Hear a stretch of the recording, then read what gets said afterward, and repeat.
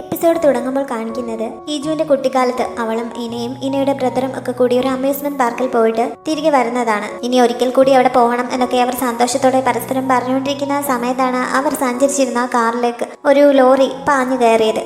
അന്നത്തെ ആക്സിഡന്റിലാണ് ഇനിയുടെ കേൾവിശക്തി നഷ്ടപ്പെട്ടതും അവളുടെ ബ്രദർ കൊല്ലപ്പെട്ടതുമൊക്കെ. രണ്ടുപേരുടെയും നടുവിലായി ഇരിക്കുകയായിരുന്ന ഹീജുവിന് കാര്യമായ പരിക്കുകളൊന്നും പറ്റിയിരുന്നില്ല. ഫയർഫോഴ്സ് ഒക്കെ വന്ന് ഇനയെയും ഇനയുടെ ബ്രദറിനെയും ഒക്കെ വണ്ടിക്കുള്ളിൽ നിന്ന് എടുത്തുകൊണ്ട് പോകുന്നുണ്ട്. പക്ഷെ ഹീജു മാത്രം അവിടെ ഇരിക്കുന്നത് അവർ കണ്ടതായി പോലും തോന്നുന്നില്ല. എന്നെ കൂടി ആരെങ്കിലും രക്ഷപ്പെടുത്തണേ എന്നൊക്കെ കുട്ടിയായിരുന്ന ഹീജു കരഞ്ഞുകൊണ്ട് പറയുന്നുണ്ട്. പക്ഷെ അവളുടെ ശബ്ദം ഉച്ചത്തിൽ പുറത്തേക്ക് വരുന്നില്ല. ഈ സമയത്ത് ഇപ്പോഴത്തെ ഹീജു അവിടെ നിന്ന് ഇതൊക്കെ വാച്ച് ചെയ്യുന്നത് പോലെയാണ് കാണിക്കുന്നത്. കുട്ടിയായിരുന്ന ഹീജുവിനോട് സഹായത്തിന് വേണ്ടി ഉറക്കെ നിലവിളിക്കാനൊക്കെ ഇപ്പോഴത്തെ ഹീജു പറയുന്നുണ്ട്. പക്ഷെ അന്നത്തെ ഹീജുവിന് അതൊന്നും സാധിക്കുന്നില്ല. പിന്നീട് കാണിക്കുന്നത് ആക്സിഡന്റിന് ശേഷം അവൾക്ക് കുഴപ്പമൊന്നുമില്ല എന്ന് അറിഞ്ഞു കഴിഞ്ഞപ്പോൾ അവളുടെ അമ്മ അവളോട് ഇനി മുതൽ സംസാരിക്കരുത് എന്ന് ആവശ്യപ്പെടുന്നതാണ്. അന്ന് അമ്മ പറയുന്നത് പോലെ അനുസരിക്കാൻ അവൾക്ക് ഒട്ടും ആഗ്രഹമുണ്ടായിരുന്നില്ല.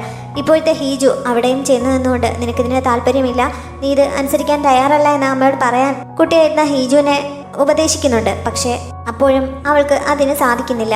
അങ്ങനെ തൻ്റെ സഹായത്തിന് ആരുമില്ലല്ലോ എന്ന് ചിന്തിച്ച് ഇപ്പോഴത്തെ ഹീജു ആശുപത്രി വരാന്തയിൽ ഇരുന്ന് കുറെ കരയുന്നുണ്ട്. ഈ സമയത്താണ് പെട്ടെന്നൊരു പ്രകാശം അവളുടെ മുഖത്തേക്ക് പതിഞ്ഞത്. ആരോ ഹീജു എന്ന് വിളിക്കുന്ന ശബ്ദവും അവൾ കേൾക്കുന്നു. വെളിച്ചം വന്ന ഭാഗത്തേക്ക് നോക്കിയപ്പോൾ സാമോൻ അവളെ തിരിഞ്ഞുകൊണ്ട് അങ്ങോട്ടേക്ക് വരുന്നതാണ് കാണുന്നത്.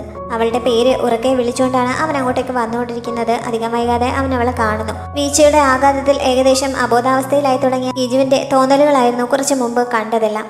അവൻ തന്നെ കണ്ടു എന്നുറപ്പായതോടെ ഹിജു ആശ്വാസത്തോടെ കണ്ണടയ്ക്കുന്നുണ്ട്. അപ്പോഴും അവൾ ചിന്തിക്കുന്നത് കുട്ടിക്കാലം മുതൽ എപ്പോൾ ഒരു സഹായം ആവശ്യമുണ്ടോ എന്ന് തോന്നിയപ്പോഴെല്ലാം താൻ അറിയാതെ അവൻ തൻ്റെ ഒപ്പം ഉണ്ടായിരുന്നല്ലോ എന്നാണ്. അന്ന് പാർട്ടി നടക്കുന്ന സ്ഥലത്ത് അമ്മ അവളെ പട്ടിണിക്കിട്ട സമയത്ത് അവൾക്ക് ഫുഡ് നൽകിയതും പട്ടി കടിക്കാനായി ഓടിച്ച സമയത്ത് വന്ന് രക്ഷപ്പെടുത്തിയതും ഒക്കെ അപ്പോൾ അവളുടെ മനസ്സിലേക്ക് വരുന്നുണ്ട്. സാവോൻ അപ്പോഴേക്കും അവളെ താങ്ങിയെടുത്തുകൊണ്ട് ഓടാൻ തുടങ്ങിയിരുന്നു.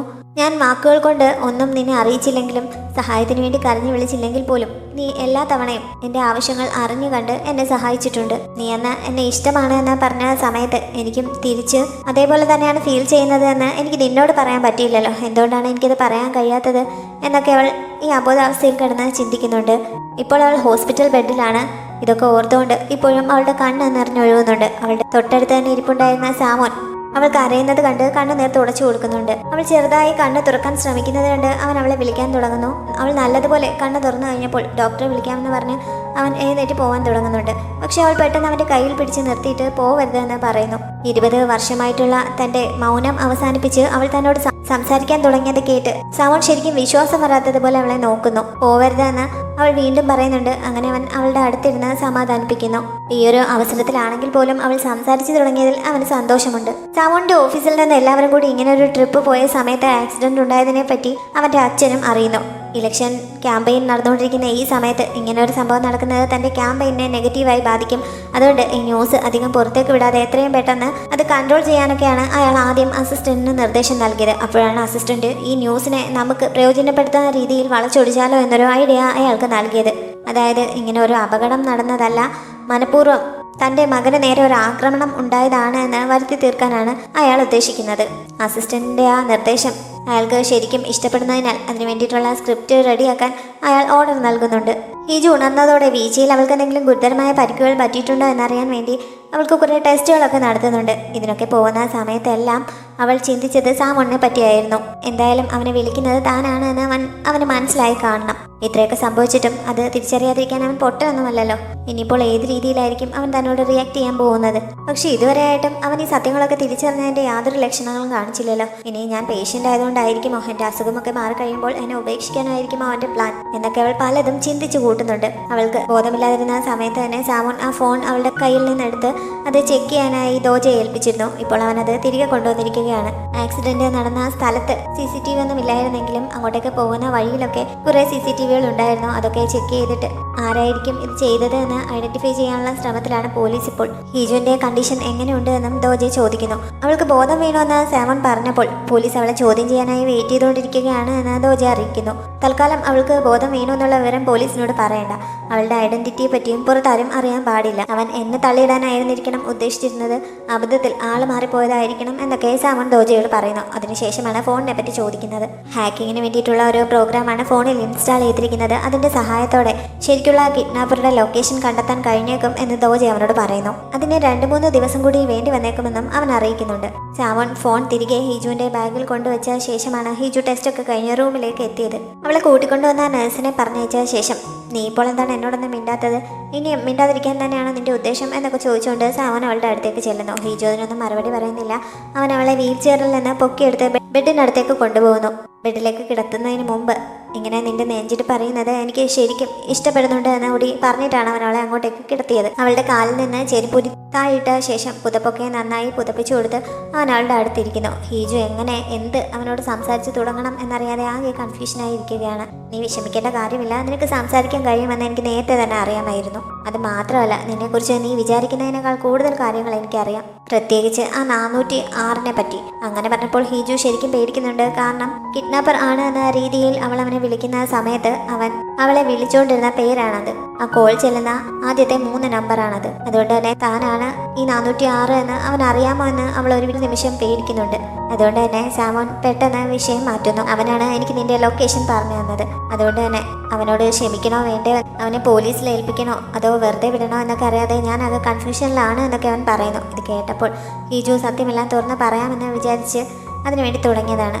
പക്ഷെ അത് മനസ്സിലാക്കിയതുപോലെ, ഇപ്പോൾ നീ ഒന്നിനെക്കുറിച്ചും സംസാരിക്കേണ്ട, ഈ എഴുതി വെച്ചിരിക്കുന്നത് കണ്ടില്ലേ, കംപ്ലീറ്റ് ആയിട്ട് റെസ്റ്റ് എടുക്കാനാണ് ഡോക്ടർ സജസ്റ്റ് ചെയ്തിരിക്കുന്നത്. അതുകൊണ്ട് ഇപ്പോൾ നീ അത് മാത്രം ചെയ്താൽ മതി. നിന്റെ അസുഖമൊക്കെ മാറി എല്ലാം ഭേദമായി കഴിയുമ്പോൾ നമുക്ക് വിശദമായിട്ട് സംസാരിക്കാം എന്നവൻ പറയുന്നു.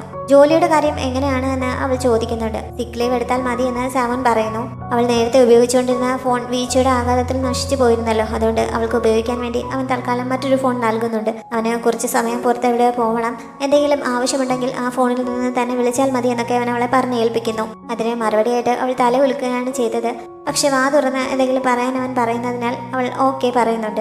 അവൾ സംസാരിച്ചു തുടങ്ങിയതിന്റെ സന്തോഷത്തോടെയാണ് അവൻ അവിടെ നിന്ന് പോയത്. അവൻ പോയ പുറകെ തന്നെ ഹിജു ബാഗ് എടുത്ത് ആ ഫോൺ അതിലുണ്ടോ എന്ന് ചെക്ക് ചെയ്യുന്നു. ഫോൺ സേഫായി അതിൽ തന്നെ ഇരിക്കുന്നത് കണ്ടപ്പോൾ അവൻ ഇത് കണ്ടില്ലേ, അവൻ ബാഗ് പരിശോധിച്ച് കാണില്ലേ എന്നൊക്കെ അവൾ ചിന്തിക്കുന്നുണ്ട്. ഇനി അഥവാ കണ്ടെങ്കിൽ തന്നെ എന്തായിരിക്കും അവന്റെ ഉദ്ദേശം എന്നൊന്നും അവൾക്ക് ഒരു ഐഡിയയും കിട്ടുന്നില്ല. ഹിജുവിന്റെ അമ്മ അന്നൊരു ബ്യൂട്ടി സ്പായിൽ പോകുന്നുണ്ട്. അവിടെ ട്രീറ്റ്മെന്റ് എടുത്തുകൊണ്ടിരിക്കുന്ന ആ സമയത്താണ് അവരുടെ മകൾ അവിടെ വന്നിട്ടുണ്ട് എന്ന് അവിടുത്തെ ജോലിക്കാർ പറയുന്നത്. ഹിജു ആയിരിക്കും എന്ന് കരുതി അവർ അപ്പോൾ തന്നെ അവൾ ഉള്ള റൂമിലേക്ക് ചെല്ലുന്നു. മുഖത്ത് മാസ്ക് വെച്ചിരിക്കുന്നതിനാൽ ആരാണ് അവിടെ കിടക്കുന്നത് എന്നൊന്നും അവർ അറിയുന്നില്ല. ഹിജു ആണ് എന്ന ധാരണയിൽ പതിവുപോലെ അവർ അവൾക്ക് കുറെ ഉപദേശങ്ങളൊക്കെ നൽകുന്നുണ്ട്. കൂട്ടത്തിൽ, നീ എന്ത് ട്രിക്ക് ചെയ്തിട്ടാണ് സാമോൻ നിന്നെ ഇത്രയധികം ഇഷ്ടപ്പെടുന്നത്? എന്തായാലും അവന് നിന്നോട് നല്ല അറ്റാച്ച്മെന്റ് ഉണ്ട്. എനിക്ക് കുറെ ഉപദേശം നൽകാൻ വന്നെങ്കിലും അവസാനം അതൊക്കെ പ്രയോജനപ്പെട്ടല്ലോ എന്നൊക്കെ പറഞ്ഞ് അമ്മ അവളെ അവിടെ നിന്ന് പിടിച്ച് എഴുന്നേൽപ്പിക്കുന്നു. ശരിക്കും അവിടെ കിടപ്പുണ്ടായിരുന്നത് ഇനയാണ്. ഇത്രയൊക്കെ ആയപ്പോൾ സഹിയായിട്ട് അവൾ മുഖത്തുണ്ടായിരുന്ന മാസ്ക് വലിച്ചൂഴുന്നു. ഹിജുവിന്റെ അമ്മ ശരിക്കും ഷോക്കായി എന്ന് പറയണ്ടല്ലോ. സാമോന്റെ അച്ഛൻ നേരത്തെ പ്ലാൻ ചെയ്തതുപോലെ ഹിജുവിന് പറ്റിയ ആക്സിഡന്റ് തന്റെ ഇലക്ഷന് സഹായകമാവുന്ന രീതിയിൽ ഒരു പത്രസമ്മേളനം വിളിച്ചു കൂട്ടുന്നു. ദോജയെ വിളിച്ചു പറഞ്ഞപ്പോഴാണ് സാമോൻ ഇതിനെപ്പറ്റി അറിയുന്നത്. കുറെ വോട്ടേഴ്സിന്റെ സിമ്പതി കിട്ടുന്നതിന് വേണ്ടി തന്റെ മകന് നേരെ ആക്രമണം ഉണ്ടായി, തന്നോടുള്ള പക കാരണമാണ് ഇങ്ങനെ ഒരു അറ്റാക്ക് നടന്നത് എന്നുള്ള രീതിയിലാണ് അദ്ദേഹം പത്രസമ്മേളനം നടത്തിയിരിക്കുന്നത്. അതിനെ തുടർന്ന് സാമോന്റെ ഓഫീസിൽ ആർക്കും ഫോൺ താത്തു വെക്കാൻ പോലും കഴിയാത്ത വിധം കോളുകളുടെ ബഹളമായിരുന്നു. അവിടെയുള്ള സ്റ്റാഫ് വിളിക്കുന്നവരോട് മറുപടി പറഞ്ഞ് മടുത്തിരിക്കുകയാണ്. ഈ സമയത്താണ് സാമോൻ അവിടേക്ക് എത്തി ഫോണിന്റെ കണക്ഷൻ ഊരിക്കളഞ്ഞത്. ഇനി ആരും വിളിച്ചാൽ ഫോൺ അറ്റൻഡ് ചെയ്യേണ്ട എന്ന് അവൻ പറയുന്നു. അത് മാത്രമല്ല, ഈ സംഭവത്തെക്കുറിച്ച് ആരെങ്കിലും ചോദിക്കുകയാണെങ്കിൽ നാളെ ഒരു പത്രസമ്മേളനം നടത്തും എന്ന് മാത്രം മറുപടി നൽകിയാൽ മതി എന്നാണ് അവൻ എല്ലാവർക്കും നിർദ്ദേശം നൽകിയത്. ഹിജുവിന് എങ്ങനെയുണ്ട് എന്ന് അവിടെ ഉള്ളവരും അറിഞ്ഞിരുന്നില്ലല്ലോ. അവൻ അതിനെപ്പറ്റി അങ്ങോട്ടൊന്നും പറയുന്നതുമില്ല. ഞങ്ങളുടെ കൂടെ കുറച്ച് ദിവസമേ ഹിജു വർക്ക് ചെയ്തുള്ളെങ്കിലും അവൾ ഞങ്ങളുടെ സഹപ്രവർത്തകയാണ്. അതുകൊണ്ട് അവളുടെ ആരോഗ്യസ്ഥിതി എങ്ങനെയുണ്ട് എന്നറിയണമെന്ന് ഞങ്ങൾക്കും ആഗ്രഹമുണ്ട് എന്നൊക്കെ കാങ് കുറച്ച് ഇമോഷണലായി അവനോട് പറയുന്നു. ഇതുവരെ അതിനെപ്പറ്റി അങ്ങോട്ട് പറയാതിരുന്നതിന് സാമോൺ സോറി പറയുന്നുണ്ട്. ഹിജുവിന് ബോധം വീണിരിക്കുന്നു. ഇപ്പോൾ കുഴപ്പമൊന്നുമില്ല, ടെസ്റ്റുകളൊക്കെ നടത്തിക്കൊണ്ടിരിക്കുകയാണ് എന്നുള്ള കാര്യവും അവൻ അവരെ അറിയിക്കുന്നുണ്ട്. ഹിജുവിന്റെ അമ്മയും ഇനയും കൂടി സ്പായിൽ വെച്ച് കണ്ടിരുന്നല്ലോ. ഡ്രസ്സൊക്കെ ചേഞ്ച് ചെയ്ത ശേഷം രണ്ടുപേരും കൂടി ഉള്ളതിരുന്ന് സംസാരിക്കുന്നുണ്ട്. വിവാഹം നിശ്ചയിച്ചിരുന്നതിന് തലേ ദിവസം നാട് വിട്ടു പോയ ശേഷം ഇന പിന്നീട് ഇപ്പോഴാണല്ലോ ഇങ്ങോട്ടേക്ക് തിരിച്ചെത്തുന്നത്. എന്താണ് ഈ വരവിന്റെ ഉദ്ദേശം എന്ന് ഹിജുവിന്റെ അമ്മ അവളോട് ചോദിക്കുന്നുണ്ട്. മാത്രമല്ല, അവൾക്കിപ്പോൾ കേൾവിശക്തി തിരികെ കിട്ടിയതിനെ പറ്റിയും അമ്മ ചോദിച്ചറിയുന്നു. ഇവർ തമ്മിലുള്ള സംഭാഷണം അത്ര നല്ല ടോണിലൊന്നുമല്ല. അവൾ ഇങ്ങോട്ടേക്ക് തിരികെ എത്തിയിരിക്കുന്നത് ഹിജുവിന്റെ അമ്മയ്ക്ക് തീരെ ഇഷ്ടപ്പെട്ടിട്ടില്ല. അത് തുറന്നു കാണിക്കുന്ന വിധത്തിൽ തന്നെയാണ് അവർ സംസാരിച്ചത്. അതേപോലെ തന്നെ ഇവരോട് സംസാരിക്കാൻ എനിക്കും ഒട്ടും താല്പര്യമുണ്ടായിരുന്നില്ല. ഈജുവിന്റെ അടുത്ത് നിന്ന് സാവോണിനെ തട്ടിയെടുക്കാൻ അവൾക്ക് എന്തെങ്കിലും ഉദ്ദേശമുണ്ടെങ്കിൽ ഇനി അതുകൊണ്ടൊന്നും ഒരു പ്രയോജനവും ഉണ്ടാവാൻ പോകുന്നില്ല. ഈജു സാവോണിനെ കറക്കി എടുത്തിരിക്കുകയാണ്, നിനക്ക് ഇനി ഒരു ചാൻസും ഇല്ല എന്നൊക്കെ അമ്മ ഒരു മുന്നറിയിപ്പ് പോലെ പറയുന്നുണ്ട്. പക്ഷേ സാവോണിനെ തട്ടിയെടുക്കാൻ എനിക്ക് യാതൊരു ഉദ്ദേശവുമില്ല. പക്ഷെ ഹീജു അറിയേണ്ട ചില കാര്യങ്ങളുണ്ട്, അത് ഞാൻ അവളോട് പറയും. അതിനുശേഷം എന്ത് വേണമെന്ന് അവൾക്ക് തന്നെ തീരുമാനിക്കാം എന്ന് ഈന പറയുന്നു. എന്താണ് അവൾ പറയാൻ ഉദ്ദേശിക്കുന്ന രഹസ്യമെന്ന് അമ്മ ചോദിക്കുന്നുണ്ട്. പക്ഷെ അവർക്കും അതറിയാം എന്നാണ് ഈനയുടെ ധാരണ. കാരണം വിവാഹത്തിന് മുമ്പ് അവൾക്ക് ഒരു സീക്രട്ട് ലെറ്റർ ചെന്നിരുന്നു. സാവോണിനെ സമ്മതിക്കുന്ന എന്തോ രഹസ്യമായിരുന്നു അതിൽ. ഈജുവിന്റെ അമ്മയാണ് അത് അയച്ചത് എന്നാണ് ഈന വിചാരിച്ചിരിക്കുന്നത്. പക്ഷെ താൻ അങ്ങനെയൊന്നും അയച്ചിട്ടില്ല എന്ന് അവർ പറയുന്നു. എന്തായാലും ഇനയ്ക്ക് അതത്ര വിശ്വാസമായിട്ടില്ല. കൂടുതൽ സംസാരിച്ചിരിക്കാതെ ഹിജുവിന്റെ അമ്മ അവിടെ നിന്ന് പോവാൻ എഴുന്നേൽക്കുന്നുണ്ട്. സാവോണിന്റെ അച്ഛന്റെ പ്രകടനം എന്തായാലും പ്രയോജനം കണ്ടിരിക്കുകയാണ്. ഇപ്പോൾ അദ്ദേഹത്തിന്റെ പക്ഷത്തേക്ക് ഒരുപാട് സിമ്പതിക്കാർ എത്തിയിരിക്കുന്നു. അങ്ങനെ ഇലക്ഷനിൽ അത് തീർച്ചയായും പ്രയോജനപ്പെടും എന്ന് തന്നെയാണ് അദ്ദേഹം വിചാരിക്കുന്നത്. അങ്ങനെ അതിനെപ്പറ്റി അദ്ദേഹത്തിന്റെ സ്റ്റാഫ് അംഗങ്ങളൊക്കെ ചർച്ച ചെയ്തുകൊണ്ടിരിക്കുന്ന സമയത്താണ് സാവോൺ അങ്ങോട്ടേക്ക് എത്തിയത്. അവനെ കണ്ടതോടെ എല്ലാവരും പുറത്തേക്ക് പോകുന്നു. തന്നോട് ആലോചിക്കാതെ ഇങ്ങനെ ഒരു കാര്യം പബ്ലിഷ് ചെയ്തത് എന്തിനാണെന്ന് ചോദിച്ച് സാവോൺ വഴക്കുണ്ടാക്കുന്നു. പക്ഷെ അവന്റെ എതിർപ്പൊന്നും അദ്ദേഹത്തിന് ഒരു പ്രശ്നമേ അല്ല. ഇനിയും ഇതുമായി മുന്നോട്ട് പോയാൽ നിങ്ങൾ പ്രതീക്ഷിക്കുന്ന രീതിയിലായിരിക്കില്ല കാര്യങ്ങൾ നീങ്ങാൻ പോകുന്നത്. അത് മാത്രമല്ല നിങ്ങൾക്ക് വലിയ തിരിച്ചടി നേരിടേണ്ടി വരും എന്നൊരു വാണിംഗ് അവൻ അയാൾക്ക് കൊടുക്കുന്നുണ്ട്. അതിനുശേഷം അവൻ അവിടെ നിന്ന് പോവാൻ തുടങ്ങുന്നുണ്ടെങ്കിലും അയാൾ പെട്ടെന്ന് അവനെ പുറകിൽ നിന്ന് വിളിച്ചിട്ട് പാക് സാവോൺ എന്നുള്ള പേര് നിനക്ക് തന്നത് ആരാണെന്ന് നീ മറക്കരുത്. ഇങ്ങനൊരു ടൈറ്റിൽ നിനക്ക് കിട്ടിയത് എങ്ങനെയാണ് എന്നുള്ള കാര്യവും നീ മറക്കരുത് എന്നൊക്കെ പറയുന്നു. പെട്ടെന്ന് സാവോണിന്റെ മനസ്സിലേക്ക് വന്നത് സാവോൺ എന്ന പേരിൽ ജീവിക്കാൻ തുടങ്ങിയതിനു ശേഷം അവന് നേരിടേണ്ടി വന്നിട്ടുള്ള ബുദ്ധിമുട്ടി ചെറുപ്പം മുതൽ അവനെ ശ്വാസം മുട്ടിക്കുകയായിരുന്നു. അതുകൊണ്ട് തന്നെ ഞാൻ പറഞ്ഞിട്ടാണോ എനിക്ക് അങ്ങനെ ഒരു ഐഡന്റിറ്റി തന്നത് എന്നവൻ തിരിഞ്ഞു എന്ന് ചോദിക്കുന്നു. ഈ പേരും ടൈറ്റിലും ഒന്നും ഞാൻ ആഗ്രഹിച്ചിട്ടല്ലല്ലോ ആരും എനിക്ക് കൊണ്ട് തന്നത്. ഇനിയും എന്നെ ഫോഴ്സ് ചെയ്ത് എൻ്റെ തൊണ്ടയിലേക്ക് അത് കുത്തിയിറക്കാൻ ശ്രമിക്കരുത്. ഇപ്പോൾ തന്നെ ഞാൻ വോമിറ്റ് ചെയ്യാനുള്ള ടെൻഡൻസിയുടെ അറ്റത്തെത്തിയിരിക്കുകയാണ് എന്നൊക്കെ അവൻ പറയുന്നു. ഇനി ഇക്കാര്യം പറഞ്ഞാൽ ശരിയാവില്ലെന്ന് തോന്നിയതിനാലാവണം അച്ഛൻ എന്തായാലും ഈ വിഷയം അവസാനിപ്പിച്ചിട്ട് ആരാണ് കൊക്കയിലേക്ക് വീണത് എന്ന് അന്വേഷിക്കുന്നുണ്ട്. ഫാമിലിയാണ് എന്നാണ് അവൻ പറഞ്ഞത്, ഹീജു ആണ് എന്ന് അപ്പോഴും പറയുന്നില്ല. അപ്പോഴാണ് അദ്ദേഹം അതിനെപ്പറ്റി ചിന്തിക്കുന്നത്. പുതിയതായി ജോയിൻ ചെയ്ത സൈൻ ലാംഗ്വേജ് ഇന്റർപ്രറ്റർ ആണ് കൊക്കയിലേക്ക് വീണതെന്നാണല്ലോ അയാൾക്ക് കിട്ടിയ റിപ്പോർട്ട്. ഹീജു ആയിരിക്കുമോ എന്ന് അദ്ദേഹത്തിന് സംശയം തോന്നുന്നു. അതോടെ എന്തിനാണ് അവളെ അവന്റെ ഓഫീസിൽ ജോലിക്ക് എടുത്തത് എന്ന് ചോദിച്ച് അദ്ദേഹം അവനെ കുറ്റപ്പെടുത്താൻ തുടങ്ങുന്നു. നിങ്ങളെക്കാൾ മുമ്പേ ഹീജു പ്രസിഡൻഷ്യൽ ഓഫീസിലേക്ക് കയറിയതിന്റെ അസൂയാണോ എന്ന് കുറച്ച് പരിഹാസത്തോടെ ചോദിച്ചിട്ട് സാവോൺ അവിടെ നിന്ന് പോകുന്നുണ്ട്. ഈ ആക്സിഡന്റിനെ പറ്റി മാധ്യമങ്ങളിൽ വന്ന റിപ്പോർട്ടിലൂടെയാണ് യൂറിയും സാങ്ഹുവും ഒക്കെ അറിയുന്നത്. അപ്പോഴും ആരാണ് കൊക്കയിലേക്ക് വീണത് എന്നതിനെ പറ്റി അവർക്കൊരു ഐഡിയയും ഇല്ല. അവർ അതിനെപ്പറ്റി സംസാരിച്ചുകൊണ്ട് അവർ TV സ്റ്റേഷനിലേക്ക് വന്നുകൊണ്ടിരിക്കുകയാണ്. യൂരി ഫോണിൽ നോക്കിക്കൊണ്ടാണ് നടക്കുന്നത്.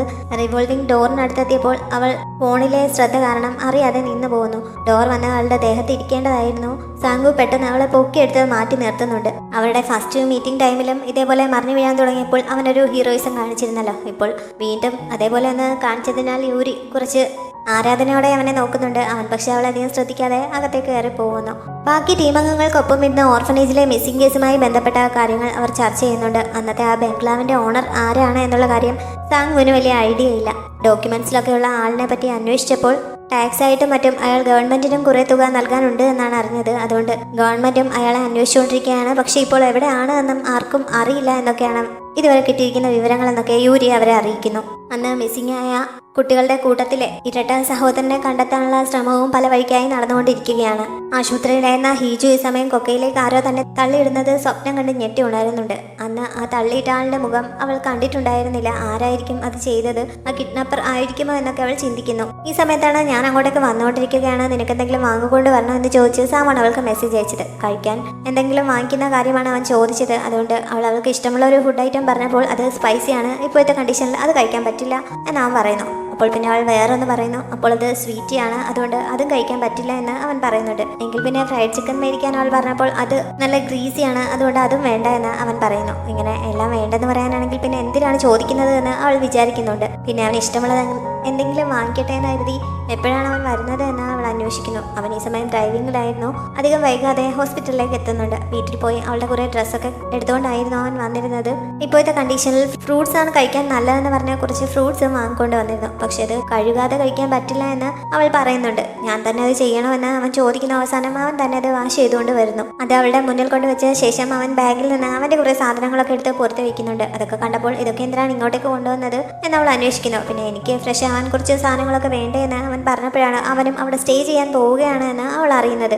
നീ ഇവിടെയാണോ ഉറങ്ങാൻ പോകുന്നത് എന്ന് അവൾ ചോദിക്കുന്നുണ്ട്. ഇന്നലെ രാത്രി നമ്മൾ ഒരുമിച്ചാണല്ലോ ഉറങ്ങിയത്, പിന്നെ എന്താണ് കുഴപ്പം എന്ന് പറഞ്ഞ് അവൻ എഴുന്നേറ്റ് ബാത്റൂമിലേക്ക് പോകുന്നു. അങ്ങനെ ഒരുമിച്ച് ഉറങ്ങിയതിനെ പറ്റി ഹീജുവിന് ഓർമ്മയുണ്ടായിരുന്നില്ല. എപ്പോഴാണ് അത് സംഭവിച്ചത്? ഇന്നിനി അവൻ എവിടെയാണ് ഉറങ്ങാൻ പോകുന്നത്?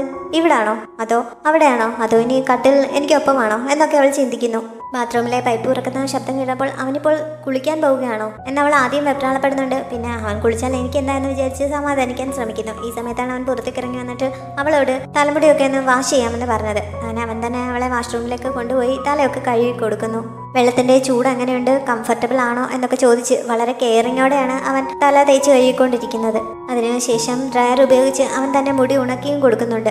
ഹീജു ഇതൊന്നും പതിവില്ലാത്തതുകൊണ്ട് മുഖം കുനിച്ച് താഴേക്ക് നോക്കിയിരിക്കുകയാണ്. എന്ത് പറ്റിയെന്ന് അവൻ അന്വേഷിച്ചപ്പോൾ ഇതൊന്നും തീരെ പരിചയമില്ലാത്തതുകൊണ്ടായിരിക്കണം, എനിക്ക് എന്തൊക്കെയോ പോലെ ഫീൽ ചെയ്യുന്നു. നീ എന്താണ് ഇപ്പോൾ എന്നോട് വളരെ നന്നായി പെരുമാറിക്കൊണ്ടിരിക്കുന്നത് എന്ന് അവൾ ചോദിക്കുന്നു. എല്ലാ ഭർത്താക്കന്മാരും ഭാര്യമാരോട് ഇങ്ങനെയൊക്കെ തന്നെയല്ലേ പെരുമാറാറുള്ളത്, ഇതിലെന്താണ് ഇത്ര പ്രത്യേകത ഉള്ളത് എന്ന് അവൻ തിരിച്ചു ചോദിക്കുന്നുണ്ട്. മുടി ചീവിക്കൊണ്ടിരിക്കുന്നതിനിടയിൽ അവളുടെ കഴുത്തിലെ പരുക്ക് അവൻ ശ്രദ്ധിക്കുന്നത്. വീഴ്ചയുടെ ആഘാതത്തിൽ പറ്റിയതാണ്. അത് കണ്ടപ്പോൾ അവളെ പ്രൊട്ടക്ട് ചെയ്യാൻ കഴിയാതെ പോയതോർത്ത് അവന് കുറ്റബോധം തോന്നുന്നുണ്ട്. അവളുടെ കാര്യങ്ങളൊക്കെ ചെയ്ത് അവളെ ബെഡിൽ കൊണ്ട് കിടത്തിയ ശേഷമാണ് അവൻ ഫ്രഷ് ആവാൻ വേണ്ടി ബാത്റൂമിലേക്ക് കയറി പോയത്. അവളോട് ഉറങ്ങിക്കൊള്ളാൻ പറഞ്ഞിട്ടാണ് അവൻ പോയതെങ്കിലും അവന്റെ കെയറിംഗ് ഒക്കെ കാരണം ഹീജു മൊത്തത്തിൽ ഹീറ്റ് ആയിട്ടിരിക്കുകയാണ്. അതുകൊണ്ട് തന്നെ അവൾക്ക് ഉറക്കം വരുന്നില്ല. എനിക്കിത് എന്താണ് പറ്റിയത്, ടെസ്റ്റ് ഒക്കെ നടത്തിയിട്ട് കുഴപ്പമൊന്നും ഇല്ലായിരുന്നല്ലോ, പിന്നെ എന്താണ് ഇപ്പോൾ ഇങ്ങനെ ചൂട് കൂടുന്നത് എന്നൊക്കെ അവൾ നെറ്റിയിലൊക്കെ കൈ വെച്ച് നോക്കുന്നുണ്ട്. പക്ഷെ എന്താണ് ഈ മാറ്റത്തിന് കാരണമെന്ന് അവൾക്ക് മനസ്സിലാവുന്നില്ല. അവൻ കുളി കഴിഞ്ഞാൽ വന്നപ്പോഴും അവൾ ഉറങ്ങിയിട്ടുണ്ടായിരുന്നില്ല. പക്ഷെ അവൻ ഇറങ്ങി വരുന്നത് കണ്ടപ്പോൾ അവൾ പെട്ടെന്ന് കണ്ണടച്ചു കിടക്കുന്നു. അവൾ ഉറങ്ങിയതായിരിക്കും എന്ന് കരുതി അവൻ ശബ്ദമുണ്ടാക്കാതെ അവളുടെ അടുത്തേക്ക് ചെല്ലുന്നു. പക്ഷെ അവൻ വരുന്നത് ഹീജു അറിയുന്നുണ്ട്.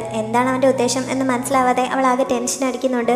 അവൻ അവളുടെ തൊട്ടടുത്ത് വരെ ചെല്ലുന്നു. പക്ഷെ അവളുടെ ബെഡിന്റെ മറുവശത്തായി ഇരിപ്പുണ്ടായിരുന്ന ഫോൺ എടുക്കാൻ വേണ്ടിയിട്ടാണ് അവൻ അങ്ങനെ ചെയ്യുന്നത്. ഹീജു വെറുതെ തെറ്റിദ്ധരിക്കുന്നു.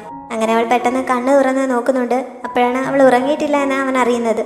അവളോട് ഉറങ്ങിക്കോളാൻ പറഞ്ഞിട്ട് അവൻ കുറച്ച് മാറി ഇരുന്നൊരു ബുക്ക് വായിക്കാൻ തുടങ്ങുന്നു. ചാങ്വു ഓർമ്മയിൽ നിന്ന് ഒരു ഡ്രാഗൺ റിങ്ങിന്റെ ചിത്രം വരച്ചിട്ട് അത് തന്റെ സോഷ്യൽ മീഡിയയിൽ അപ്ലോഡ് ചെയ്യുന്നുണ്ട്.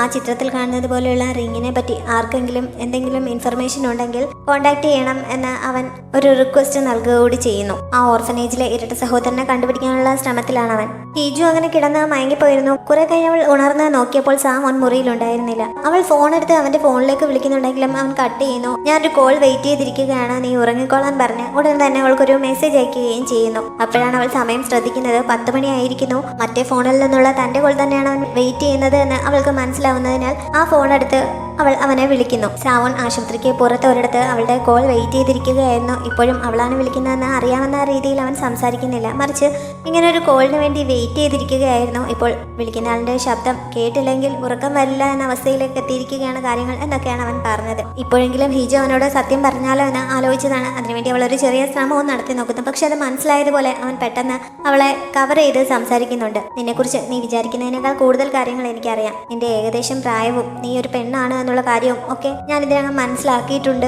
നീ കാണാൻ എങ്ങനെ, ആൾ സുന്ദരിയാണോ എന്നൊക്കെ അവൻ ചോദിക്കുന്നു. നിന്നെ ഭീഷണിപ്പെടുത്താൻ വിളിക്കുന്ന ആൾ സുന്ദരിയാണോ അല്ലയോ എന്നുള്ള കാര്യത്തിൽ എന്താണ് പ്രാധാന്യം എന്ന് ഹീജു തിരിച്ചു ചോദിക്കുന്നുണ്ട്. പക്ഷെ അതിന് വ്യക്തമായൊരു മറുപടി നൽകാതെ അവൾ ഒരു പെണ്ണാണെന്ന് അറിഞ്ഞപ്പോൾ മുതൽ അവളോട് നല്ല താല്പര്യം തോന്നി തുടങ്ങിയിട്ടുണ്ട് എന്ന രീതിയിലൊക്കെയാണ് സംസാരിച്ചത്. ഹീജുവിന് ഇത് കേട്ട് ശരിക്കും ദേഷ്യം വരുന്നുണ്ട്. നീ ഇപ്പോൾ എന്താണ് ധരിച്ചിരിക്കുന്നത്? ആ ഡ്രസ്സ് ധരിച്ച് ഞാൻ നിന്നെ ഒന്ന് ഇമാജിൻ ചെയ്ത് നോക്കട്ടെ. എന്റെ സങ്കല്പത്തിൽ നിന്റെ ബോഡി സ്ട്രക്ചർ ഇങ്ങനെയാണെന്ന് തോന്നുന്നു എന്നൊക്കെ പറഞ്ഞ് മൊത്തത്തിൽ ഒരു പൂവാലൻ ടോണിലാണ് സാവോൺ സംസാരിച്ചുകൊണ്ടിരിക്കുന്നത്. ഹീജുവിന് ഇത് കേട്ട് ശരിക്കും ദേഷ്യം വരുന്നു. സാവോണിന് ഇങ്ങനെ ഒരു മുഖമുണ്ട് എന്ന് അവൾക്ക് ഇതുവരെ അറിയില്ലായിരുന്നു. നിന്റെ വിവാഹം കഴിഞ്ഞതാണ് എന്നുള്ള കാര്യം മറന്നു പോകരുത് എന്ന് അവൾ ഓർമ്മിപ്പിച്ചപ്പോൾ ഹീജു ഇപ്പോൾ ഉറങ്ങിക്കാണും എന്നവൻ പറയുന്നു. ഭാര്യയെ ഉറക്കിക്കിടത്തിയിട്ട് വേറൊരു പെണ്ണിനോട് സംസാരിക്കുന്ന ആളത്ര നല്ലവനൊന്നും അല്ലല്ലോ. അതും കൂടി കേട്ടപ്പോൾ ഹീജുവിന് ശരിക്കും ദേഷ്യം വരുന്നു. അപ്പോഴാണ് അവൻ തമാശയൊക്കെ മതിയാക്കിയിട്ട് ഒരു ഓഫർ വെച്ചത്. നീ എനിക്കൊപ്പം നിൽക്കാൻ തയ്യാറാവുകയാണെങ്കിൽ നമുക്ക് രണ്ടുപേർക്കും കൂടി ചേർന്ന് ക്രിമിനലിനെ പിടിവിടാൻ പറ്റും. അയാളുടെ കൂടെയുള്ള ആളല്ല എന്ന് എനിക്കറിയാം. ഹീജുവിനെ ആ കൊക്കയിലേക്ക് തള്ളിയിട്ടത് അവനാണ്. ഹീജു എവിടെ ഉണ്ടെന്ന് എന്നോട് പറഞ്ഞത് നീയാണ്. അതുകൊണ്ട് തന്നെ നിങ്ങൾ രണ്ടുപേരും ഒരുമിച്ചാവാൻ ഒരു സാധ്യതയുമില്ല. ഹീജുവിന് സംഭവിച്ച ഈ അപകടത്തിന് ശേഷം ഞാനൊരു തീരുമാനമെടുത്തു.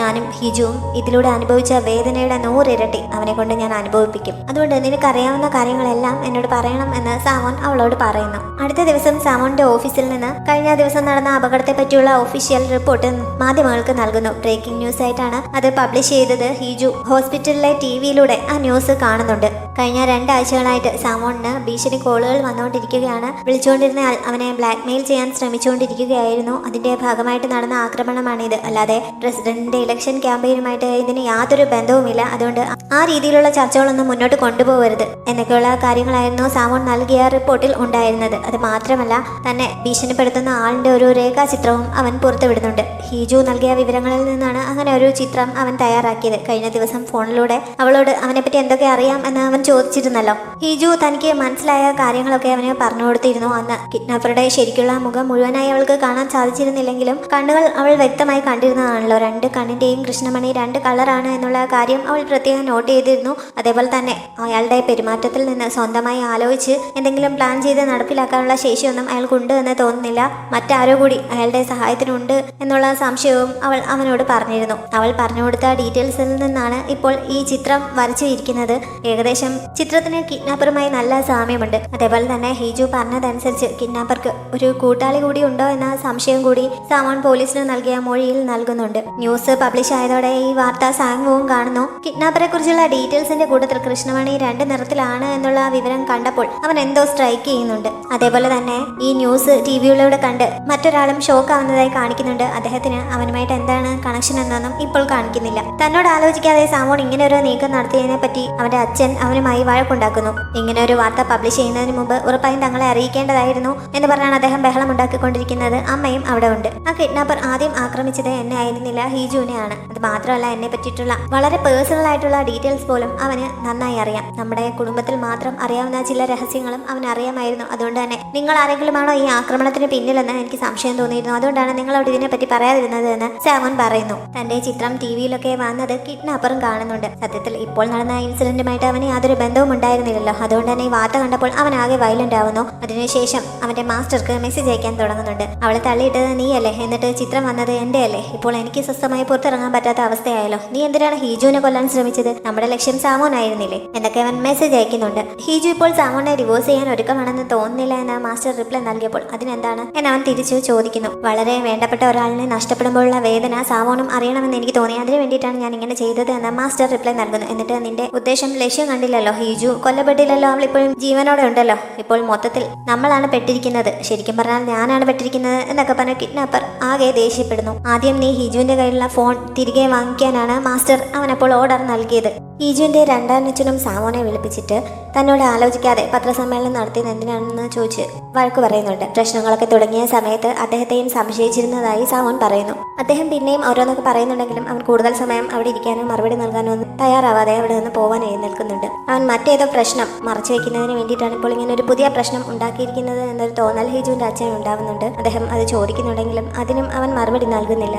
ശരിക്കും ഹീജുവിനെ പ്രൊട്ടക്ട് ചെയ്യാൻ വേണ്ടിയിട്ടാണല്ലോ സാമോൻ ഇപ്പോൾ ഈ പ്രശ്നം ഇത്ര വലുതാക്കിയത്. ഹീജു റൂമിൽ ചെന്നിരുന്ന ഫോണിൽ അവന്റെ പത്രസമ്മേളനത്തെ പറ്റിയുള്ള വാർത്തകളൊക്കെ എടുത്ത് നോക്കുകയായിരുന്നു. ഒരുപാട് ആളുകൾ അവനെ വിമർശിച്ച് ഒരുപാട് കമന്റുകളൊക്കെ ഇട്ടിട്ടുണ്ട്. അവനിങ്ങനെ ബ്ലാക്ക്മെയിൽ ചെയ്യപ്പെടണമെങ്കിൽ അതിന് തക്കതായി എന്തെങ്കിലും മോശം കാര്യം അവൻ ചെയ്തിട്ടുണ്ടായിരിക്കണം. അതുകൊണ്ടല്ലേ ഇങ്ങനെ ഒരാൾ ബ്ലാക്ക്മെയിൽ ചെയ്യാൻ ശ്രമിച്ചപ്പോൾ അവനെ പേടിക്കേണ്ട ഒരവസ്ഥ ഉണ്ടായത് എന്നൊക്കെ രീതിയിലാണ് ആളുകൾ വിമർശനങ്ങൾ ഉന്നയിച്ചിരിക്കുന്നത്. സാമോൺ ഇതൊക്കെ കണ്ട് ആകെ ബുദ്ധിമുട്ടുന്നുണ്ടായിരിക്കുമല്ലോ എന്നൊക്കെ ചിന്തിച്ച് അവൾ അവനെ ഫോൺ വിളിച്ചാലോ എന്ന് കരുതിയതാണ്. ഈ സമയത്താണ് കിഡ്നാപ്പർ അവളുടെ ഫോണിലേക്ക് വിളിച്ചത്. അവൾ കോൾ അറ്റൻഡ് ചെയ്യുന്നില്ല. കുറച്ച് കഴിഞ്ഞപ്പോൾ അവൻ അവൾക്ക് മെസ്സേജ് അയക്കാൻ തുടങ്ങുന്നു. അവളെ കൊക്കയിലേക്ക് തള്ളിയിട്ടത് താനല്ല എന്ന് കിഡ്നാപ്പർ പറയുന്നുണ്ട്. പക്ഷേ ഹീജു അത് വിശ്വസിക്കാൻ തയ്യാറാവുന്നില്ല. എന്തായാലും സാവോണിനെതിരായുള്ള നീക്കത്തിൽ നിന്ന് അവൾ പിന്മാറിയ സ്ഥിതിക്ക് എന്റെ ഫോൺ തിരികെ നൽകണമെന്നും കിഡ്നാപ്പർ ആവശ്യപ്പെടുന്നുണ്ട്. ഫോൺ വാങ്ങാനായി ഞാൻ അങ്ങോട്ട് വന്നുകൊണ്ടിരിക്കുകയാണ്. ഡോർ തുറക്കാനും അവൻ മെസ്സേജ് ഇടുന്നു. ഈ സമയത്ത് തന്നെ പെട്ടെന്ന് വാതിൽ ആരോ തുറക്കാൻ തുടങ്ങുന്നുണ്ട്. ഹീജു ഫോൺ എടുത്തെറിഞ്ഞിട്ട് വാതിൽ അടയ്ക്കാനായി കട്ടിൽ നിന്ന് എഴുന്നേറ്റ് ഓടാൻ തുടങ്ങുന്നു. അവൾക്ക് ഡ്രിപ്പിട്ടിരുന്നതിന്റെ സൂചിയൊക്കെ തനിയെ ഊരി പോകുന്നുണ്ട്.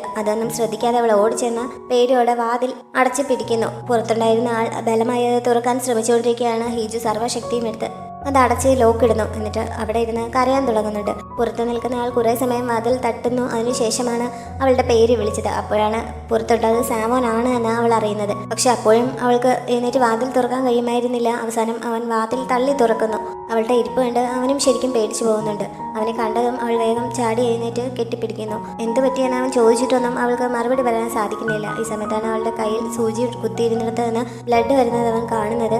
അവൻ ഉടനെ തന്നെ നഴ്സിനെ വിളിക്കാനുള്ള അലാറം അടിക്കുന്നുണ്ട്. സിസ്റ്റർ വന്ന് ചെക്ക് ചെയ്തിട്ട് പോയ ശേഷമാണ് പിന്നീട് അവൻ അവളുടെ അടുത്തേക്ക് ചെല്ലുന്നത്. അപ്പോഴേക്കും അവൾ ഒരുവിധം ശാന്തമായി കഴിഞ്ഞിരുന്നു. എന്താണ് സംഭവിച്ചതെന്നൊക്കെ അവൻ ചോദിക്കുന്നുണ്ടെങ്കിലും അവൾ അതിനെ പറ്റിയൊന്നും പറയുന്നില്ല. ഇന്ന് പത്രത്തിലൊക്കെ അവനെക്കുറിച്ച് ഒരുപാട് വാർത്തകൾ ഉണ്ടായിരുന്നല്ലോ. ആളുകൾ പലതും പറഞ്ഞുകൊണ്ടിരിക്കുകയാണല്ലോ. അതൊക്കെ കാരണം അവന് പേടിയുണ്ടോ എന്ന് അവൾ ചോദിക്കുന്നു. പേടിക്കാൻ എന്താണുള്ളത്, ഞാൻ എന്തിനാണ് പേടിക്കുന്നത് എന്നൊക്കെ അവൻ ചോദിക്കുന്നുണ്ട്. അവൾക്ക് നല്ല പേടിയുണ്ട് എന്ന് തോന്നുന്നതിനാൽ അവനും അവൾക്കൊപ്പം കയറി കിടക്കുന്നു. അവളെ ചേർത്ത് പിടിച്ച് സമാധാനിപ്പിച്ച് ഉറക്കാൻ അവൻ ശ്രമിക്കുന്നുണ്ട്. അങ്ങനെ കിടന്ന രണ്ടുപേരും ഉറങ്ങിപ്പോകുന്നു. കുറച്ച് കഴിഞ്ഞപ്പോൾ ഹീജു ഉണരുന്നുണ്ട്.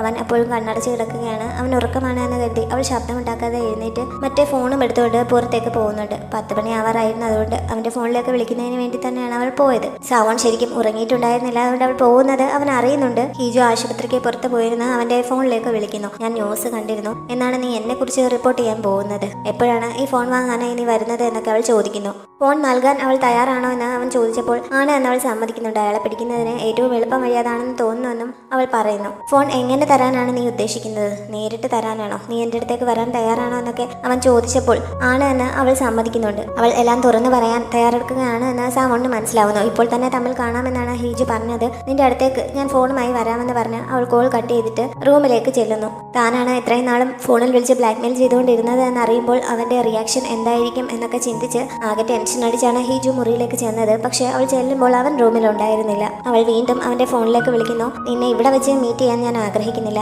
നമ്മൾ തമ്മിൽ കാണണമെന്ന് ഞാൻ ആഗ്രഹിക്കുന്ന ഒരു സ്ഥലമുണ്ട്. അങ്ങോട്ടേക്ക് വരാൻ സാവോൻ ആവശ്യപ്പെടുന്നു. അങ്ങനെ ഹീജു റെഡിയായി അങ്ങോട്ടേക്ക് പോകുന്നുണ്ട്. ഹീജുവിന്റെ കുട്ടിക്കാലത്ത് ആ ആക്സിഡന്റ് സംഭവിച്ച ദിവസം അവർ പോയ ഒരു അമ്യൂസ്മെന്റ് പാർക്ക് ഉണ്ടല്ലോ, ആ പാർക്കിലേക്കായിരുന്നു സാവോൻ അവളെ വിളിപ്പിച്ചത്. അവിടെ എത്തിക്കഴിഞ്ഞപ്പോൾ അവൾ വീണ്ടും അവന്റെ ഫോണിലേക്ക് വിളിക്കുന്നു. ആ പാർക്ക് ഓപ്പൺ ചെയ്ത ദിവസമായിരുന്നു അവൾ ആദ്യമായി അവിടെ വന്നിട്ടുണ്ടായിരുന്നത്. അന്ന് തന്നെയുള്ള ആക്സിഡന്റും സംഭവിച്ചത്. അതുകൊണ്ട് തന്നെ പിന്നീട് അവളുടെ ലൈഫിൽ അമ്യൂസ്മെന്റ് പാർക്ക് എന്ന വേർഡ് പോലും ഉപയോഗിക്കാനുള്ള സ്വാതന്ത്ര്യം ഉണ്ടായിരുന്നില്ല. അവിടെ നിൽക്കുന്ന സമയത്ത് അവൻ ഫോൺ ചെയ്തപ്പോൾ മുമ്പ് നീ ഇവിടെ വന്നിട്ടുണ്ടോ എന്ന് അവൻ അവളോട് ചോദിക്കുന്നുണ്ട്. ആ സമയത്ത് അവൾ ഇതിനെപ്പറ്റി പറയുന്നുണ്ട്. അവിടെ അകത്തുള്ള ഒരു റൈഡിനടുത്ത് ഞാൻ നിൽപ്പുണ്ട്, അങ്ങോട്ടേക്ക് വരാൻ പറഞ്ഞ് സാവോൺ അവളെ അങ്ങോട്ടേക്ക് വിളിപ്പിക്കുന്നു. പക്ഷെ അവിടെ ചെല്ലുമ്പോൾ അവൻ അവിടെ ഉണ്ടായിരുന്നില്ല. അവിടുത്തെ ഒരു സ്റ്റാഫ് അവിടെ വന്നിട്ട് അവൾക്ക് അതിൽ കയറാൻ താല്പര്യമുണ്ടോ എന്ന് ചോദിച്ച് അവളെ ആ റൈഡിൽ കയറ്റുന്നുണ്ട്. ഹീജു കുട്ടിക്കാലത്ത് അവിടെ വന്ന സമയത്ത് അതിൽ കയറിയത് അതിൽ ഇരിക്കുമ്പോൾ ഓർക്കുന്നുണ്ട്.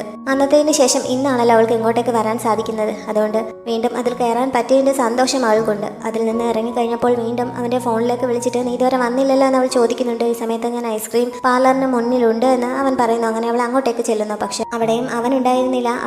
അവിടെ ഉണ്ടായിരുന്ന സ്റ്റാഫ് അവൾക്കൊരു ഐസ്ക്രീം നൽകുന്നു. അവൾ അവിടെ ഇരുന്ന് അത് കഴിക്കുന്നുണ്ട്. ഈ സമയത്ത് കുട്ടിക്കാലത്ത് അവിടെ ഇരുന്നത് കഴിച്ചതിനെ പറ്റി അവൾ ഓർക്കുന്നുണ്ട്. അവൾ അത് കഴിച്ചു കഴിഞ്ഞപ്പോഴും അവൻ അവിടെ എത്തിയിരുന്നില്ല. അങ്ങനെ അവൾ വീണ്ടും അവന്റെ ഫോണിലേക്ക് വിളിക്കുന്നു. അവൾ ഇരിക്കുന്നതിന്റെ നേരെ മുന്നിലായി കുറച്ച് ദൂരെ ഒരു ടവർ കാണാനുണ്ടായിരുന്നു. അങ്ങോട്ടേക്ക് ചെല്ലാൻ അവൻ ആവശ്യപ്പെടുന്നു. അങ്ങനെ അവൾ അവിടേക്ക് പോകുന്നുണ്ട്. ഫോൺ ചെയ്തുകൊണ്ട് തന്നെയാണ് അവൾ അങ്ങോട്ടേക്ക് ചെന്നത്. അവിടെ എത്തിക്കഴിഞ്ഞപ്പോഴും അവൻ അവിടെയും ഉണ്ടായിരുന്നില്ല. അവൻ എന്താണ് ചെയ്തുകൊണ്ടിരിക്കുന്നത്, എന്തിനാണ് ഇങ്ങനെ പല സ്ഥലങ്ങളിലേക്കും വിളിപ്പിക്കുന്നത് എന്നൊക്കെ അവൾ ചോദിക്കുന്നു.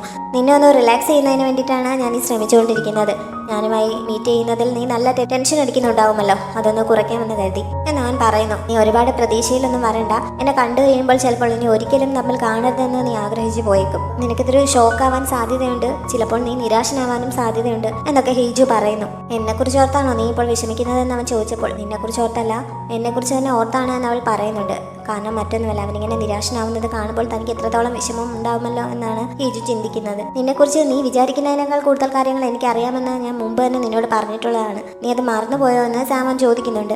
നിന്നെക്കുറിച്ച് നിനക്ക് ഇത്ര ബോധമില്ലാതിരിക്കുന്നത് ഒട്ടും നല്ല ശീലമല്ല, ഇതെങ്ങനെ മാറ്റിയെടുക്കാൻ പറ്റും എന്ന് ചോദിച്ചുകൊണ്ട് അവൻ അവളുടെ അടുത്തേക്ക് ചെല്ലുന്നു. അവളുടെ പേര് വിളിച്ചുകൊണ്ടാണ് അവൻ അങ്ങോട്ടേക്ക് ചെന്നത്. അപ്പോഴാണ് അവന് തന്നെ അറിയാമായിരുന്നു എന്നുള്ള കാര്യം അവൾക്ക് മനസ്സിലാവുന്നത്. തൊട്ടടുത്തെത്തി അവൾ കാണുകയും ചെയ്യുന്നു. അതോടെ ആകെ ഷോക്കായി അവളുടെ കയ്യിൽ നിന്ന് ഫോണൊക്കെ താഴെ വീഴുന്നുണ്ട്. അവൻ ആ ഫോൺ കയ്യിലെടുക്കുന്നു. ഹീജു ആകെ ഷോക്കായി നിൽക്കുകയായിരുന്നു. നിനക്ക് ഇത് ഞാനാണെന്ന് അറിയാമായിരുന്നോ? എപ്പോഴാണ് നീ ഇത് അറിഞ്ഞത്? അറിഞ്ഞിട്ടും നീ എന്താണ് എന്നെ വെറുക്കാതിരുന്നത് എന്നൊക്കെ അവൾ കരഞ്ഞുകൊണ്ട് ചോദിക്കുന്നു. എന്തിനാണ് ഞാൻ നിന്നെ വെറുക്കുന്നത്? നിന്നെ വെറുക്കാൻ ഒരു കാരണം നീ തന്നെ പറഞ്ഞതാ. എങ്ങനെ ഞാൻ നിന്നെ ഇഷ്ടപ്പെടാതിരിക്കും എന്നൊക്കെ പറഞ്ഞുകൊണ്ട് അവൻ അവളുടെ അടുത്തേക്ക് ചെന്ന് അവളുടെ കണ്ണ് നേർ തുടച്ചു കൊടുക്കുന്നു. അതിനുശേഷം അവൻ അവളെ കിസ് ചെയ്യുന്നിടത്ത് ഈ എപ്പിസോഡ് അവസാനിക്കുന്നു.